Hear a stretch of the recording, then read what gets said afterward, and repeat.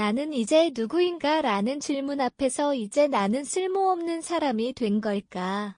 은퇴를 앞두거나 막 은퇴한 이들이 가장 자주 속으로 던지는 질문이다. 아침마다 출근하던 시간이 비어있고 명함은 더 이상 필요 없으며 누군가에게서 걸려오던 전화는 눈에 띄게 줄어든다. 사회는 그를 여전히 어른이라 부르지만 스스로를 설명할 언어는 갑자기 사라진다. 직함이 사라진 자리에 남는 것은 정체를 알 수 없는 공백이다. 한국 사회에서 은퇴는 축하보다 상실에 가깝다. 그동안 고생 많으셨다라는 말 뒤에는 이제 무대에서 내려오라는 암묵적 신호가 숨어 있다. 성과로 자신을 증명해온 세대에게 이 신호는 단순한 직업 전환이 아니라 존재의 흔들림이다. 성과가 곧 나였던 시간들이 한순간에 과거형이 될 때 사람은 자신이 사회에 더 이상 필요하지 않다는 감각에 사로잡힌다. 이 감각은 단순한 우울이나 허무가 아니다. 그것은 쓸모 상실 공포라는 비교적 명확한 심리 상태다. 여전히 건강하고 경험도 풍부한데 아무도 그것을 요청하지 않는 상황.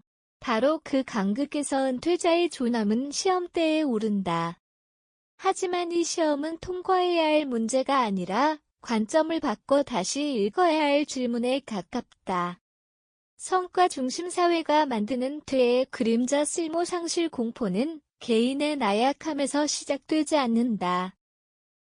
그것은 사회가 오랫동안 주입해온 가치 체계의 부산물이다.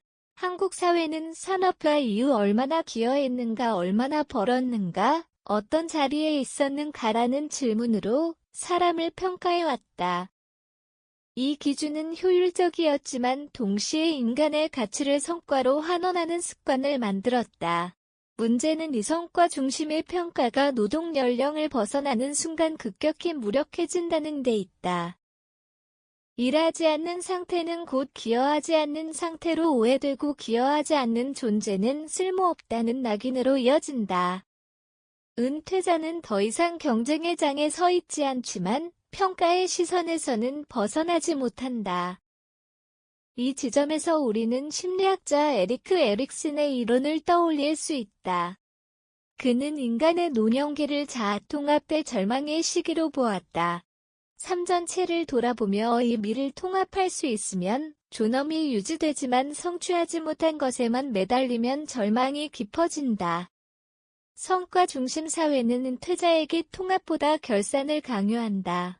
인생을 회계장부처럼 들여다보게 만들고 손익이 맞지 않으면 스스로를 실패자로 규정하게 한다. 또 다른 맥락은 평균 수명의 연장이다. 은퇴 이후의 시간은 점점 길어지는데 사회적 역할은 그만큼 확장되지 않았다.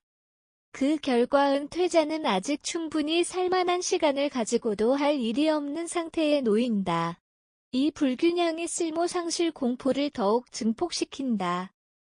쓸모는 정말 성과로만 정의되는가? 쓸모 상실 공포를 이해하기 위해서는 쓸모라는 개념 자체를 재검토할 필요가 있다. 우리는 흔히 쓸모를 생산성과 동일시하지만 심리학과 철학에서는 전혀 다른 관점을 제시한다. 정신과의 사이자 철학자인 빅터 프랭클은 인간의 삶에서 가장 중요한 동기를 의미의 의지라고 보았다. 그의 관점에서 의미는 반드시 생산이나 성과를 통해서만 얻어지지 않는다. 누군가를 돌보는 경험, 자연을 느끼는 감각, 고통을 견디며 태도를 선택하는 과정 자체도 의미가 된다. 사회학적 관점에서도 은퇴자는 사라지는 존재가 아니다. 다만 가시적인 무대에서 보이지 않을 뿐이다. 지역 사회에서의 조언자, 가족 안에서의 정서적 지주, 공동체 기억의 보관자로서 은퇴자는 여전히 기능한다. 문제는 이러한 기능이 성과 지표로 환산되지 않는다는 데 있다. 환산되지 않는 가치는 종종 존재하지 않는 것처럼 취급된다. 최근 노년 심리 연구에서는 경험 중심 삶이 은퇴 이후의 정신건강에 긍정적인 영향을 미친다는 결과가 반복적으로 보고된다. 목표를 달성하는 삶이 아니라 순간을 충분히 경험하는 삶이다. 이는 게으름이나 무위와 다르다. 오히려 감각과 관계 사유에 적극적으로 참여하는 태도다. 성과에서 경험으로의 전환이 필요한 이유. 은퇴 이후에도 성과 중심 사고를 유지하면 어떤 일이 벌어질까? 사람은 계속해서 자신을 과거의 기준으로 평가한다. 나는 예전만큼 가치 있는가라는 질문이 반복되고 답은 점점 부정적으로 기울어진다. 이 과정에서 자존감은 서서히 침식된다. 반대로 경험 중심 삶으로 전환하면 평가의 기준이 바뀐다. 오늘 무엇을 이루었는지가 아니라 오늘 무엇을 느끼고 이해했는지가 중요해진다.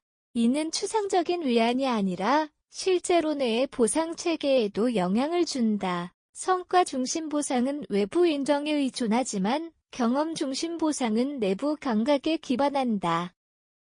후자는 타인의 평가가 줄어드는 은퇴 이후 환경에 더 적합하다.